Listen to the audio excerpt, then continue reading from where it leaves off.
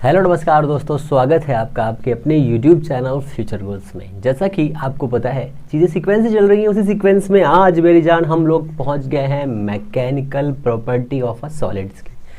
तो हम लोग बिना लेट किए, बिना एक दूसरे के साथ में इंटरेक्ट हुए बिना फटाफट स्टार्ट करते हैं, क्योंकि हम सभी लोगों का टाइम बहुत ही कीमती है और उस टाइम को हम सभी लोगों को यूटिलाइज करना है। अगर अभी तक आपने चैनल को लाइक से सब्सक्राइब नहीं किया है तो प्लीज़ चैनल को लाइक से सब्सक्राइब कर लें और अपने हेडफोन को कान में लगाएं, कॉपी निकालें और मेरे साथ आ जाएं, ठीक है ना। सबसे पहले हम लोग अभी डिस्कस करने वाले हैं ये कि mechanical property of a solid. Solid क्या होता है? सबसे पहले सॉलिड क्या होता है? तो सॉलिड हमें ये पता है, सॉलिड एक ऐसा मटेरियल मान लीजिए जिस पर अगर हम कोई फोर्स अप्लाई करें और वो अपनी शेप को चेंज ना करे, अपने वॉल्यूम को चेंज ना करे और अपने कॉन्फ़िगरेशन को चेंज ना करे, ठीक है ना। कहेंगे सर ये क्या बता दिया आपने? तो मेरी जान ये बताया मैंने कि अगर हम किसी भी मैटर पर या किसी भी ऑब्जेक्ट पर फोर्स अप्लाई करते हैं और फोर्स अप्लाई करने पे वो ऐसा ही रहता है, हमने यहाँ पर फोर्स अप्लाई किया वो ऐसा ही है, यहाँ पर अप्लाई किया वो ऐसा ही है, अपनी जगह से हिल नहीं रहा है, रुका हुआ है, कॉन्फ़िगरेशन चेंज नहीं कर रहा है, शेप चेंज नहीं कर रहा है, वॉल्यूम चेंज नहीं कर रहा है, तो वो क्या है? सॉलिड है। या फिर वो रिजिड बॉडी।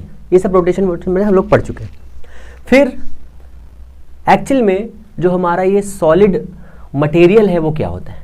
तो सॉलिड मटेरियल के अंदर क्या होते हैं? बहुत सारे एटम्स होते हैं। उन एटम्स के बीच में फोर्स काम करता है।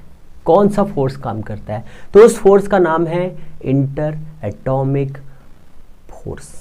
बहुत ही ध्यानपूर्वक अब सारी बातों को समझिएगा, क्योंकि ये सब पहले बातें हम लोग समझ चुके थे, पर ये इंटर एटॉमिक फोर्स जो है नया फोर्स है। मतलब नया मतलब वो नया नहीं है, पर हाँ ये सुनने में नया है। क्यों? क्योंकि इस पर जो है 1/r² का फॉर्मूला काम नहीं करेगा। जो अभी तक आपने पढ़ा था ना, F = Gm1m2/r², जो 1/r² था ना वो यहाँ पे काम नहीं करने वाला। कहेंगे सर ये नया है। बिल्कुल। तो हमारे पास क्या है? सॉलिड है। हमने क्या बताया कि सॉलिड कैसे होते हैं? ये हो गया सॉलिड। तो सॉलिड के पास में कौन कौन सी प्रॉपर्टीज होनी चाहिए? पहला तो क्या होना चाहिए उसके पास में? वॉल्यूम हो, ठीक है। एक्सटर्नल फोर्स अप्लाई करने पर वॉल्यूम चेंज नहीं होना चाहिए, ठीक है ना। दूसरा शेप नहीं, शेप, ठीक है, ये भी चेंज नहीं होना चाहिए, ये भी चेंज नहीं होना चाहिए। और कॉन्फ़िगरेशन। कहेंगे सर एक कॉन्फ़िगरेशन क्या होता है?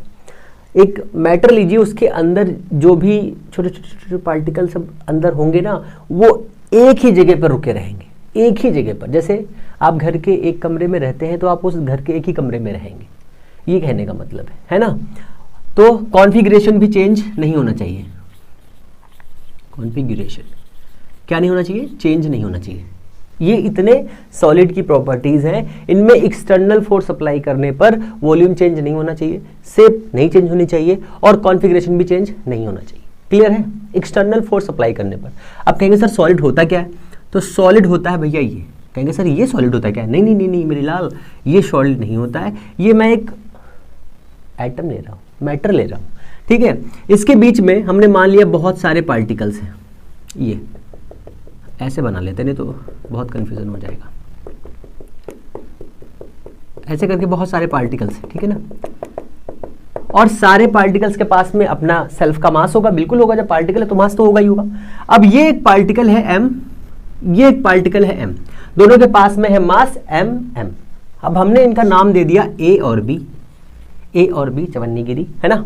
तो a और b हमने इसका नाम दे दिया। अब नाम देने के बाद में हमने कहा सर बताइए इसमें क्या हो रहा है? तो इसमें लग रहा है फोर्स, ठीक है। कौन सा फोर्स काम कर रहा है? तो उस फोर्स का नाम है इंटरमॉलिक्यूलर कह लीजिए, एटॉमिक कह लीजिए, कुछ भी कह लीजिए, एटॉमिक फोर्स, ठीक है। सबसे पहली बात इसमें ये याद रखना है कि ये कैसा फोर्स है, और ये एक इलेक्ट्रोमैग्नेटिक फोर्स है। इलेक्ट्रोमैग्नेटिक फोर्स है, ठीक है ना। ये आपको याद रखना है। दूसरा, इस पे F = 1/r² का रूल फॉलो नहीं होता है, ये आपको याद रखना है। सबसे पहली चीज ये, दूसरी चीज ये, यहीं से क्वेश्चन बन जाएगा, बनना होगा तो, ठीक है।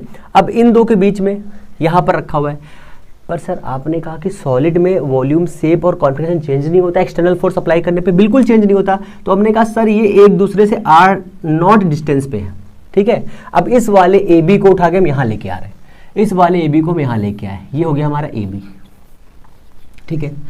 इस ए बी के बीच की डिस्टेंस है r0, ठीक है, r0। ये इतनी डिस्टेंस पर है और खुश है, बहुत ही इंजॉय कर रहे हैं। देखो फिजिक्स का मतलब ये है कि हम अपनी डेली लाइफ से हर चीज़ समझते हैं और इसको ही ऐसे समझ लीजिए ये फ्री है, अपनी ज़िंदगी में मज़े ले रहे हैं, कोई दिक्कत की बात नहीं। इसलिए ये r0 डिस्टेंस पे है। जैसे ही इन पे एक एक्सटर्नल फोर्स अप्लाई होता है वैसे ही ये टेंस हो जाते हैं, वैसे ही ये कंप्रेस हो जाते हैं, ठीक है, कंप्रेस हो जाते हैं। फिर उस कंप्रेशन को हटाने के लिए अपने पूर्ववत मतलब अपने पहले वाली स्टेज पे आने के लिए एक एक्सटर्नल फोर्स खुद बनाते हैं, समझते रहिए बात को पहले एक बार, है ना। खुद बनाते हैं, जो खुद फोर्स बनाते हैं, सेल्फ फोर्स जनरेट करते हैं, उस फोर्स का नाम है रिस्टोरिंग फोर्स। और जो हम एक्सटर्नल फोर्स अप्लाई कर रहे हैं उस फोर्स का नाम क्या है मेरे जान? तो उस फोर्स का नाम है मेरे जान डिफॉर्मिंग फोर्स। दो नए फोर्स आ गए। फिर कौन से? पहले था इंटरमॉलिक्यूलर फोर्स। कैसा फोर्स होता है? इलेक्ट्रोमैग्नेटिक फोर्स होता है। ये इस रूल को फॉलो नहीं करता है, ठीक है। ये r0 दो पार्टिकल्स के बीच में लगता है, ठीक है। ये ऐसा हो गया। अब कहेंगे सर इसमें दो फोर्स आपने भी और बता दी, कौन से? डिफॉर्मिंग फोर्स बताया आपने। डिफॉर्मिंग फोर्स क्या होता है? और रिस्टोरिंग फोर्स। दो ये नए फोर्स आ गए, ठीक है ना। अब ये जो पार्टिकल है, हमने बहुत सारे पार्टिकल्स ले लिए। अब हमने माना कि इन दोनों के बीच में जैसे ही हम इस वाले पार्टिकल पर फोर्स अप्लाई करते हैं, एक्सटर्नल फोर्स अप्लाई करते हैं, एक्सटर्नल फोर्स, तो इसमें क्या होगा? ये रिजिड बॉडी है, सॉलिड है, तो इसमें क्या होगा? ये हिलेगा नहीं, अपनी जगह से नहीं हिलेगा। बहुत ही कमीना है, नहीं हिलेगा। अगर ये हिल जाएगा तो कमीना नहीं कहेंगे, ये भी हो सकता है, बिल्कुल हो सकता है। हमने इस पर एक्सटर्नल फोर्स अप्लाई किया और हम चाहते हैं कि इसमें थोड़ा सा चेंजेस आ जाए, ठीक है, थोड़ा सा चेंज हो जाएगी, पर चेंज नहीं हो रहा। तो हमने इसका नाम दिया डिफॉर्मेशन फोर्स। कहेंगे सर इसमें तो डिफॉर्म कुछ हुआ है, डिफॉर्मेशन नाम कैसे दे दिया आपने? अभी समझो इस बात को।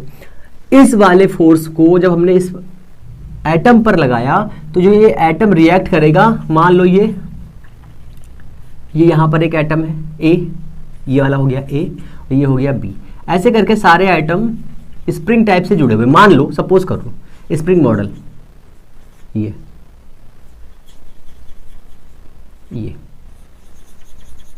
स्प्रिंग, और ऐसे यहाँ पे स्प्रिंग ए और बी है। अगर हम इस पे एक्सटर्नल फोर्स अप्लाई करेंगे और थोड़ा सा, बिल्कुल माइनर सा चेंज आएगा, माइनर सा। जैसे ही हमने इस पे एक्सटर्नल फोर्स अप्लाई किया और हम देख रहे हैं कि ये वाला बिल्कुल थोड़ा सा चेंज हुआ, थोड़ा सा जो बिल्कुल थोड़ा सा चेंज होगा तो हम क्या कहेंगे? डिफॉर्मेशन फोर्स एक्ट हो गया। ओके, ये एक्सटर्नल फोर्स का नाम क्या है? Deformation force. ऐसा फोर्स, जैसे मान लो हमने इस वाले कैप पर ऐसे फोर्स लगाया और ये डिफॉर्म हो गया। अब इसमें कैप मान लो दोबारा ना लगे तो इसे क्या कहेंगे? डिफॉर्मेशन फोर्स कहेंगे। अब जैसे ही हमने ये एक्सटर्नल फोर्स हटा लिया, जैसे ही हमने हटा लिया वैसे ही देखो, जब हमने इस पे एक्सटर्नल फोर्स अप्लाई किया तो पहले से कंडीशन ऐसी थी, ये यहां पर ए है, यहां पर बी है। हमने इस पर एक फोर्स अप्लाई किया इस डायरेक्शन में, ठीक है ना। तो हमने देखा कि इस वाली पोजीशन को छोड़ के ये इस जगह पर आ गया, यहां पर, और थोड़ी स्प्रिंग कंप्रेस हो गई, ये हो गई। अब देखो यहां पर इतना था, यहां पर इतना था, इतना था, इतनी कंप्रेस हो गई, ठीक है। इतनी कंप्रेस होने के साथ में ये है एफ एक्सटर्नल फोर्स, और जैसे ही हमने एफ एक्सटर्नल को जीरो कर दिया, वैसे ही जैसे ही हमने इसको जीरो किया वैसे ही ये अपनी पहली वाली कंडीशन पे आ गई। ये अपनी पहली वाली कंडीशन पे आ गई, मतलब जैसे ही हमने ये फोर्स अप्लाई किया ओके, और लगाए रखा तो वो फोर्स वहीं पर मेंटेन है। जैसे ही हमने इसको हटाया वैसे ही एक मतलब क्या कह सकते हैं, ऐसे मान लो दो हाथियों की तरह, वैसे ही यहां से एक अपोजिट फोर्स काम करने लगा। अपोजिट फोर्स इसके हटाने के बाद में काम आया। शुरुआत में जब इसने इस पर ऐसे फोर्स लगाया तो यहां से कोई ऐसा फोर्स बन रहा होगा जिससे डिफॉर्म नहीं हो रहा था। समझो बात को फिर से। यहां पर हमने फोर्स लगाया 2 न्यूटन, यहां से रिस्टोरिंग फोर्स काम किया 2 न्यूटन, दोनों कैंसिल, जीरो, यहां पे कोई चेंज नहीं है, ठीक है ना। पर हमने जब इस वाली कंडीशन पर फोर्स अप्लाई किया,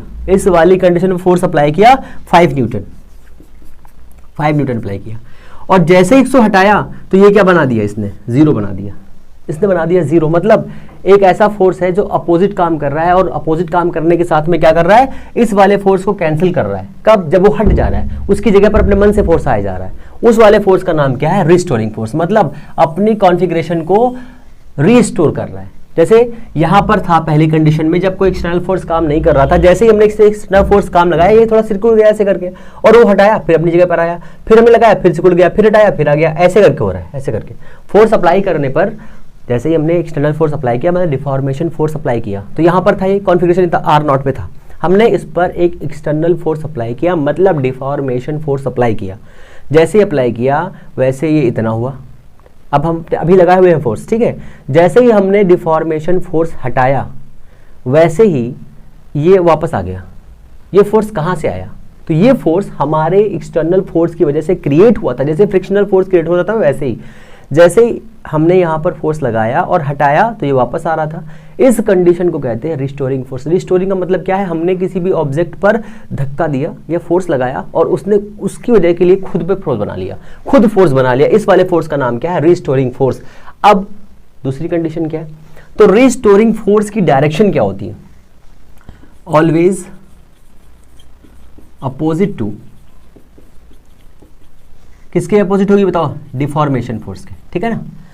तो हम लोग ये कह सकते हैं कि रिस्टोरिंग फोर्स का नाम रखेंगे Fr और इस वाले डिफॉर्मेशन वाले फोर्स का नाम रखेंगे Fd। बताओ कोई दिक्कत? इतना हम इसको याद रखेंगे और इतना हम इसके बारे में समझेंगे। अब दूसरी कंडीशन समझो। दूसरी कंडीशन क्या है कि हमारे पास में क्या है? हमारे पास में एक ऑब्जेक्ट है। फिर से अब वो ऑब्जेक्ट क्या कर रहा है? वो ऑब्जेक्ट हमारे पास में है और हमने उस पर एक एक्सटर्नल फोर्स अप्लाई कर दिया। कहेंगे सर बिल्कुल कर दिया। एक्सटर्नल फोर्स अप्लाई करने के बाद में उसमें क्या हुआ? जैसे ही हम इस पर एक्सटर्नल फोर्स अप्लाई करेंगे मतलब डिफॉर्मेशन फोर्स अप्लाई करेंगे, और डिफॉर्मेशन की वजह से उसमें एक फोर्स खुद बनेगा जिसकी डायरेक्शन किधर होगी? अप्लाइड फोर्स के अपोजिट होगी। कहेंगे सर बिल्कुल हो जाएगी। अब दूसरी कंडीशन क्या है?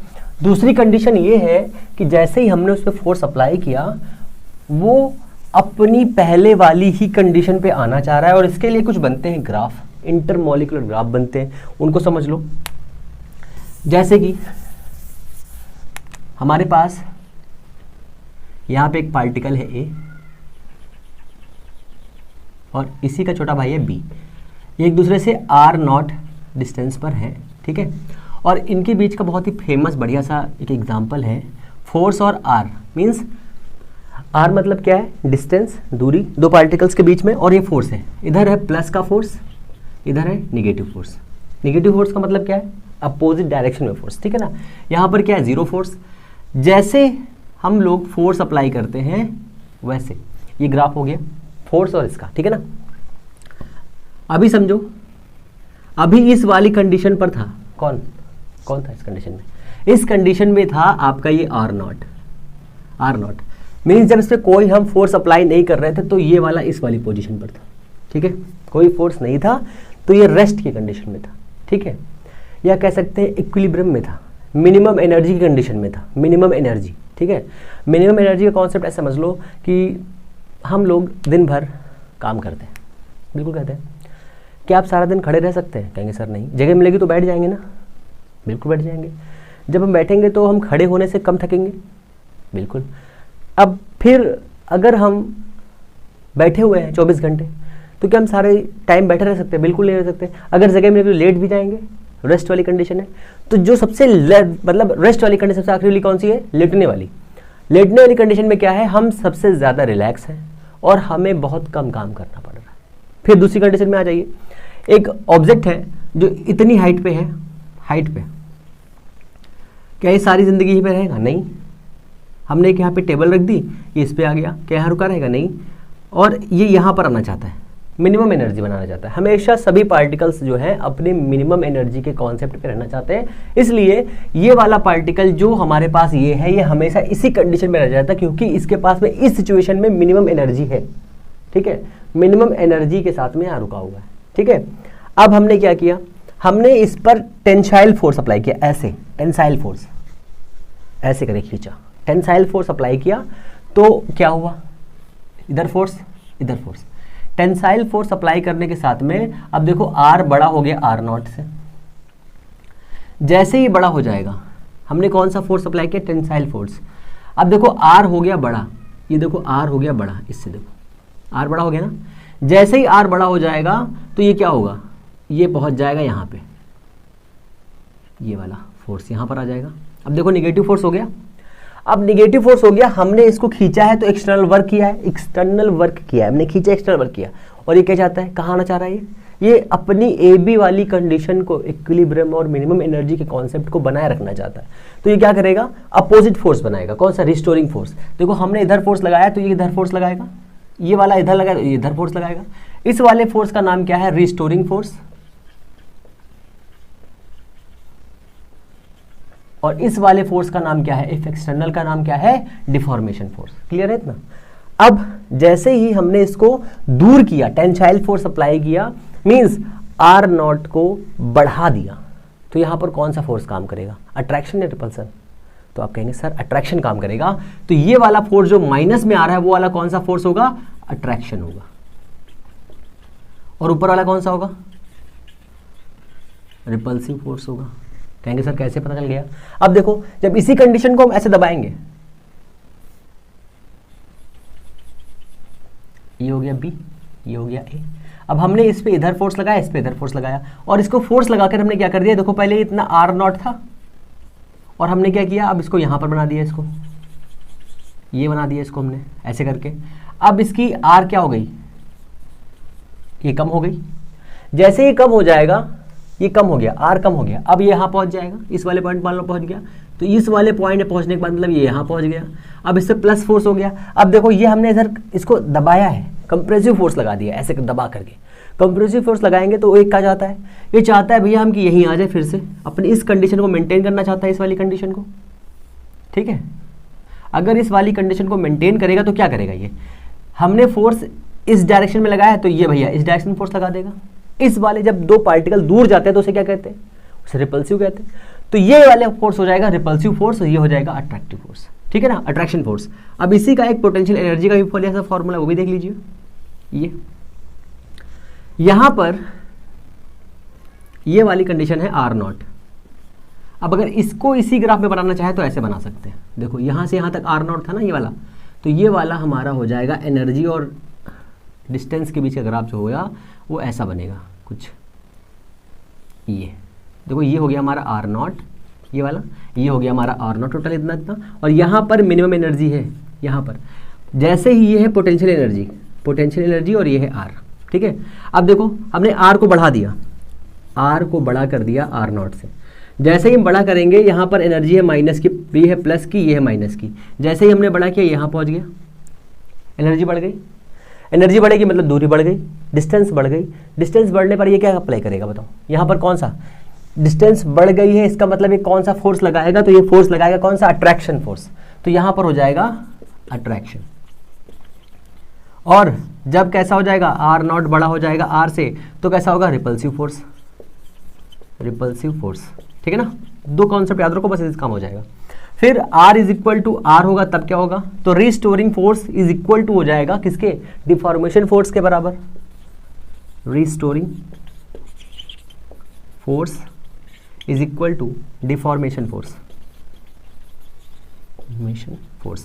डायरेक्शन कैसी होती है डिफॉर्मेशन की, रिस्टोरिंग के अपोजिट में, रिस्टोरिंग की जैसी होती है उसके अपोजिट में। ठीक है ना, ये इतने बेसिक से ग्राफ है, इंटरमोलिक्यूलर स्ट्रक्चर है। जब हम लोग आइडियल गैस इक्वेशन देखेंगे, आइडियल गैस वाला चैप्टर करेंगे ना, तब इसे बहुत ही धुआंधार तरीके से देखेंगे, है ना। अभी सिर्फ बेसिक चीज़ें हैं, बेसिक तरीके से समझ लीजिए बस, और कुछ नहीं। ओके, अब इसमें क्या है, अच्छा अभी थोड़ी जगह बची, इसको भी देख लेते हैं। अभी आपको दो चीज़ समझ में नहीं आ रही हूँ, कौन सा, एक टेंशन समझ में नहीं आ रहा होगा, कंप्रेशन समझ में नहीं आ रहा होगा। देखो हमारे पास एक बॉडी है, ये इसका पार्ट है ए, ये इसका पार्ट है बी। हमने इस पर अपोजिट डायरेक्शन में दो फोर्स अप्लाई कर दी, ये ठीक है। तो क्या होगा, ये इधर खींचेगा, दो हाथियों को बीच में रस्सी बांध कर दोनों तरफ से भेज दो। एक हाथी इधर, ये हो गया हमारा हाथी, ये हाथी हो गया एक हमारा, ये दूसरा हाथी हो गया, और इस पर रस्सी बांध दी। नहीं सर ये कौन सा हाथी है, ये चिंटू वाला हाथी है। और इधर इधर खींच रहे हैं, एक दूसरे को खींच रहे हैं ऐसे करके, ठीक है, खींच रहे हैं। तो इस वाली कंडीशन को कहते हैं टेंशन,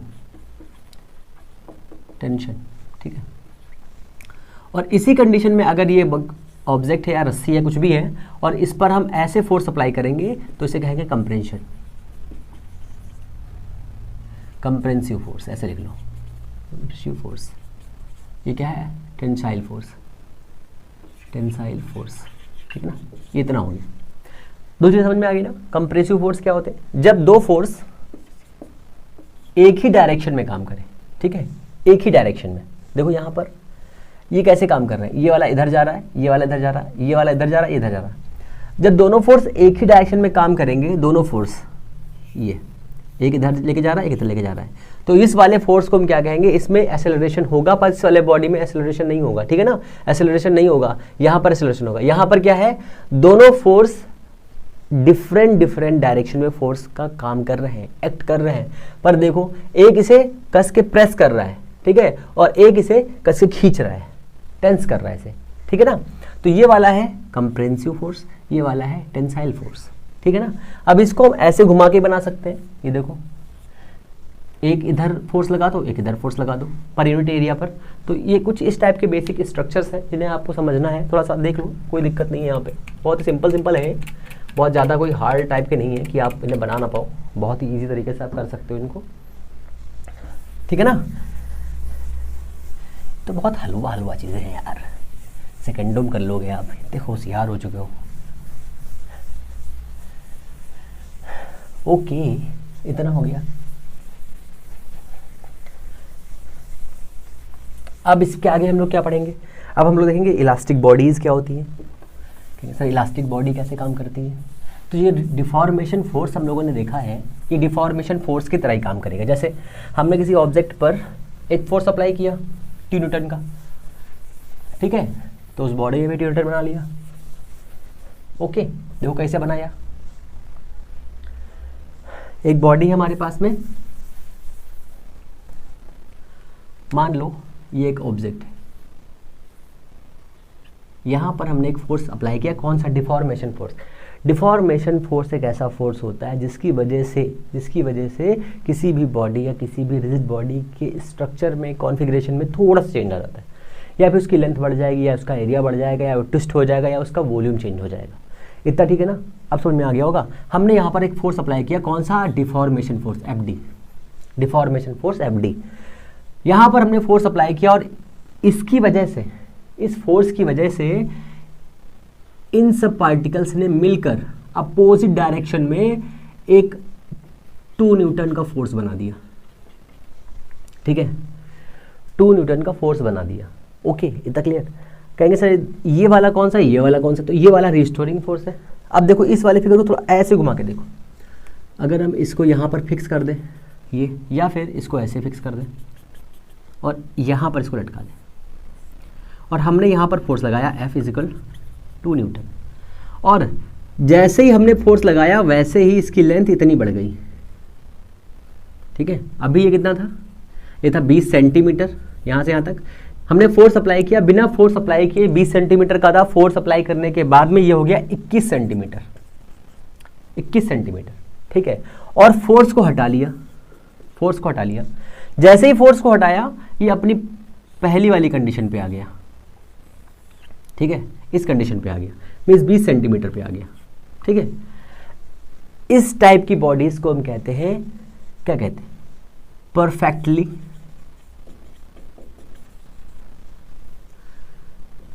इलास्टिक बॉडी, जिसमें क्या होगा?